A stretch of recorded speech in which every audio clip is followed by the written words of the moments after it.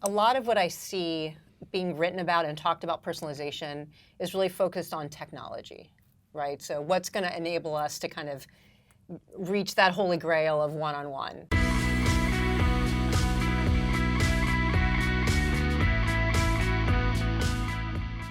Welcome to Velocitize Talks. I'm Andy North, and today I'm joined by Leigh George, founder and CEO of Freedom. Leigh, thank you so much for being here. Thanks for having me. So tell us a little bit about Freedom and what it means to be an unagency. Yeah, so I founded Freedom on the belief that in-house marketers should not find marketing so frustrating. Because what I was seeing is that these are people that are in meetings all day long. They have no time. They have all of these demands on them. Everyone all across the organization is asking them for stuff. Their life is not easy. And the whole idea of hiring someone outside the organization is to help them. And in my work when I was at agencies, I just found again and again they were just incredibly frustrated because of being nickeled and dimed, being offered services and not solutions. And so I wanted to create an offering and kind of flip the script. Mm-hmm. And so, which is why I call myself an unagency, because I want to signal that you're going to get a completely different experience when we work together. Freedom talks about delivering more of a personalized approach, personalized experience, user-centric approach. How have you seen personalization come along through the years, and where do you see it perhaps going over the next 3 to 5 years? Yeah, well, I think, when a lot of what I see being written about and talked about personalization is really focused on technology, right? So what's going to enable us to kind of reach that holy grail of one-on-one. And really, to me, personalization isn't as much about technology as it is about information and really understanding people's behaviors, their beliefs, their needs, their wants, and then crafting experiences to help satisfy that. So for me, it doesn't start so much with technology. It starts with a deep understanding of people, specifically my clients, customers, their members, their funders, whoever it might be, and really understanding kind of where they're coming from, what their needs are, and then figuring out how do we meet those. That's fascinating. And to add to that, and by the way, you have a PhD in branding history and theory, and recently coined the term recreational retail, which Yes. I love. Thank you. Which means essentially what? What Right. What is recreational retail, and how are you applying it? So it's this notion that today, at a time when we can go online and get anything we want pretty easily and quickly, in a range of price points, really, that to be competitive, retail has to be something different. And it's this idea that it can't compete, retail, brick and mortar can't compete on convenience or a frictionless experience necessarily. But what it does have that an online experience does not have is the ability to create this amazing experience for someone.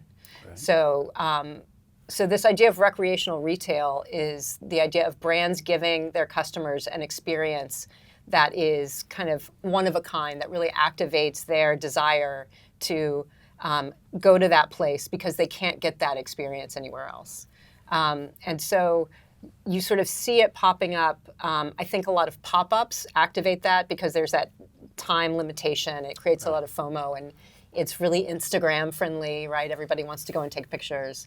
But I think that there are a lot of other companies now that are thinking about how can we create a new kind of experience in our retail space that make our retail space not just about transactions, right, but really about helping bring people together in unique experiences. That's fascinating. And I think along those lines, another term you coined, which I'm a huge fan of, is brand besties or brand BFFs, where you have two relatively separate brands who may not normally work together in the normal course of business, but they have partnered for a common goal. Right. Talk a little bit about that. You've given the example before of, for instance, CVS and Glam Squad. Right. What are some other examples, and how do you see that working going forward? Yeah, I think what's interesting to me about this idea of brand besties is it sort of intersects with the idea of recreation retail, because usually when you see it happening, it's in some brick and mortar location. And oftentimes you'll see it happening between a startup kind of new technology brand, and a more traditional brand. So it's a kind of marriage of convenience where each is giving the other something they don't have. So the more traditional brand can offer the up-and-coming brand kind of exposure to a wider audience, a different audience. The younger brand gives the older brand kind of this sheen of like innovation and hipness.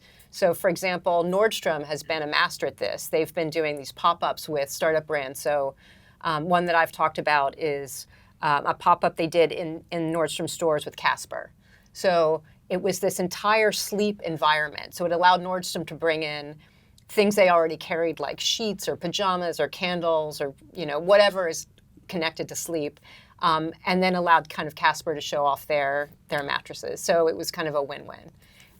One I just posted about on LinkedIn, I think yesterday, was it was a Valentine's Day activation. So it was a pop-up where Mars Wrigley and Bumble, the dating app, came together for Galentine's Day. So really kind of take advantage of this new understanding around Valentine's Day, not as a romantic holiday, but as a social one between girlfriends. So giving women a place to kind of come together, and there was like personal branding workshops, but also a lot of sweets that everybody loves on Valentine's Day anyway. So, and it's just, I think it's a really kind of smart way for brands to get exposure with audiences they normally wouldn't be able to. That's excellent. Purpose-driven marketing has sort of come of age lately, particularly with Nike and Colin Kaepernick being one example. You've talked about Nike hitting that sweet spot between purpose and passion. Talk a little bit about that, and do you see more of that occurring as we go forward, or do brands tend to just want to stay on the sidelines? Yeah, I think, so what I've seen, there's been a lot of talk around purpose in relation to branding. A lot. And what I see happening is it's reduced to this understanding of purpose as social good, right? So you've got to have some social good component. You've got to, whether it's feminism or animal rights or whatever it is. And I think that's a very narrow understanding of what purpose is. I think of purpose as the sort of core belief that your company stands for. So in the case of Nike, for example, it's not a social good. It's the idea that anyone can be great. Just do it, right? Not anyone with a body can be an athlete, right? It's this kind of idea of inclusiveness. And so that it, for them, partnering with Colin Kaepernick made sense because it was about really, it's at the base of their brand, it's equal rights, right? That anyone has the right to be an athlete. Anyone has the right to play football. Any body has the right to earn as much as anybody else in the case of their campaign with the women's soccer league or soccer team. So I think, to me, purpose is much broader than just this narrow social good. It's about what's the sort of core reason you exist, which obviously cannot be because you want to make as much money as possible, right? That's not purpose. But it also is not just a social good. You mentioned Nike's Just Do It, and let's talk about taglines for a minute, because you recently posted a really interesting article about taglines, citing Pepsi's new tagline, which is "That's what I like," which just sort of lays there as a tagline. Yes. And your point was taglines need to be created to stand out, not to blend in. Right. Talk a little bit more about your thinking behind that, and how some of these people are doing it right and how some are doing it wrong. Yeah, I think the tagline is kind of one part of your brand. It can't do everything, but it can be an important signal, especially around your purpose, kind of what you stand for. And so I think when you don't know what you stand for, when you're trying to appeal to everyone, that's when you see the most kind of bland, vanilla, lackluster taglines like Pepsi. And the thing that amazed me about that Pepsi tagline was they had done a bunch of user research, and they even said, in our research, we found that, the people that like Pepsi are iconoclasts. They do things different. And you're like, and that's the tagline you came up with? So it was kind of speaking out of both sides of their mouth. I think when you're very clear on what you stand for and who cares about that, who your audience is, then you can have a very impactful tagline and impactful branding period, because you have a very singular focus. It's when you try to be all things to everyone. Or I could also imagine that Pepsi tagline, the result of some kind of committee involvement, right? Where you had like all these different voices trying to weigh in. You're right. The ones that do stand out that you can just sort of instantly think of, like Apple's Think Different and Nike's Just Do It. They kind of take you by surprise. You really have to give it some thought, as opposed to just going, what does that mean? Right. And it's compelling. I mean, the thing that's amazing to me about Apple, and I am like one of those Apple fanatics, I would never buy another product, is that you spend more when the brand is strong and it resonates, because the brand itself has value. It's worth something to you. You're not just getting a computer. Because if I was, I could get a Chromebook. I basically, everything I can do on my MacBook, I could do on a Chromebook. But it's because I believe in that purpose, and that's incredibly powerful.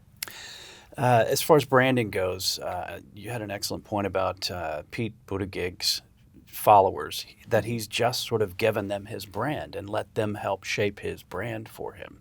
Right. How do you think that's working? And do you see more companies doing that? So I think just to give a little more context, so he didn't kind of give his brand over. It was in very, there were some, guidelines, right? So it was he's created this online experience where followers and supporters can download graphics. So it's what it reminds me of is, when you have children, you don't say do whatever you want. You give them 3 options that you approve of and tell them to pick one of the approved options, right? So that's what Pete's sort of done. He's like, here is a set of graphics, a set of color combinations, a set of file types. Pick the ones that you need the most. Mm-hmm. So he's still, they'll be creating things that are still on brand in that way. And the other thing that I think is so powerful is because we live at a time when really brands are not in control, right? That consumers are really in control of the entire buying process, right? Because of our ability to go online and research. And we have the ability, like never before, to generate content and share it. And so, what it shows to me about that campaign is that they get that. Mm-hmm. And instead of just having their supporters create whatever they want, because they know they're going to create something anyway, right. If they've generated these passionate supporters, is, well, let's give them something that supports our brand when they go and post on social media, or when they go canvas, or when they go put a sign in their yard. So I think it's a really kind of smart way of kind of still maintaining control of the brand, but giving their supporters something where they can show off their support and their excitement and their passion around the candidate. You've talked about freedom having sort of a customer-centric approach. Listen to your customers. Right. Why don't more brands do that? Why don't they listen to their customers? Is it afraid of what they'll hear? Right. It's hilarious that you mentioned that, because I just tweeted something. There's a meme going around from Little Women, where the character who is saying no to the proposal in a very dramatic way. I can't. Yes, I can't. And so I tweeted, what most companies say when you ask them to listen to their customers. I can't. And I think it's really fascinating. I think a lot of organizations are very kind of egocentric, and they think they know what's best. I think it takes time. It's, there's a process there to kind of listen, to get insights, and then to act on those.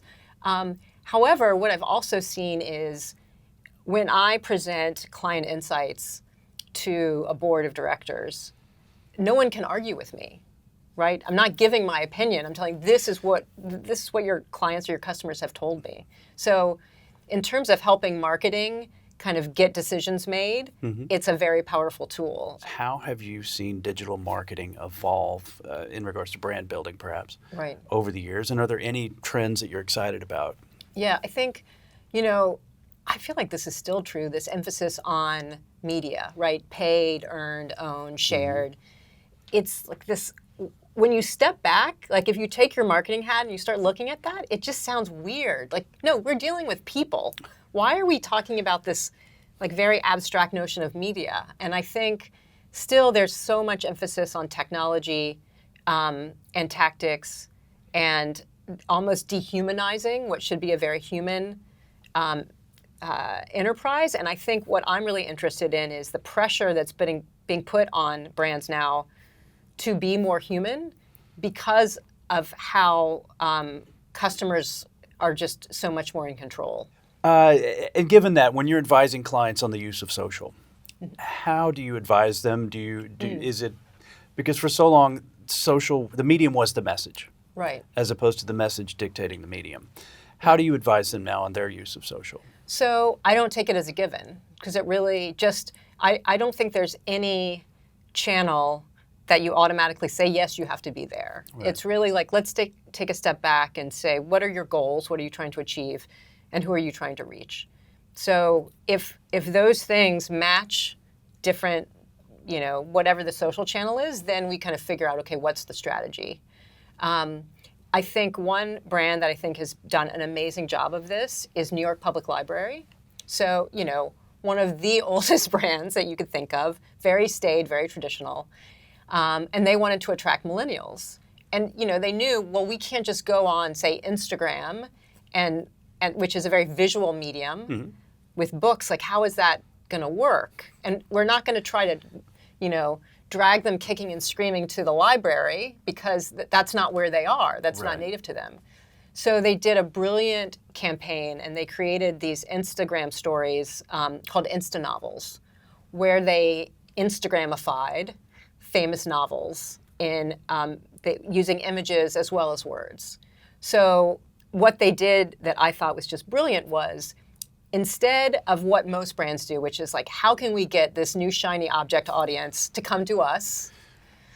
Why don't we go to them? And if we're going to go to them, we have to present ourselves in a way that's native to that environment, that makes sense to them. And that's exactly what New York Public Library did. One of the questions we like to ask all our guests is there a book, a blog, or a podcast that you'd like to recommend to our viewers? Yeah, so I read a ton because I feel like that's how you stay on top of what's different and changing. So I read a lot of newsletters of future casters, trend analysis. I also there are a lot of journalists that are writing a lot about consumer behavior. So Amanda Mull at The Atlantic, I love and read everything she writes. And then Taylor Lorenz, who's now at the New York Times, writes a lot about emerging digital culture. So she's kind of the TikTok expert. So I love reading them. Sort of the other end of the spectrum, I'm reading Douglas Holt's books on cultural strategies, cultural brands, because I love the way we have a similar idea about branding in that a company can't just talk about themselves. They have to tap into something that resonates with society. So I really enjoy reading his books, even though they're probably like 20 years old now.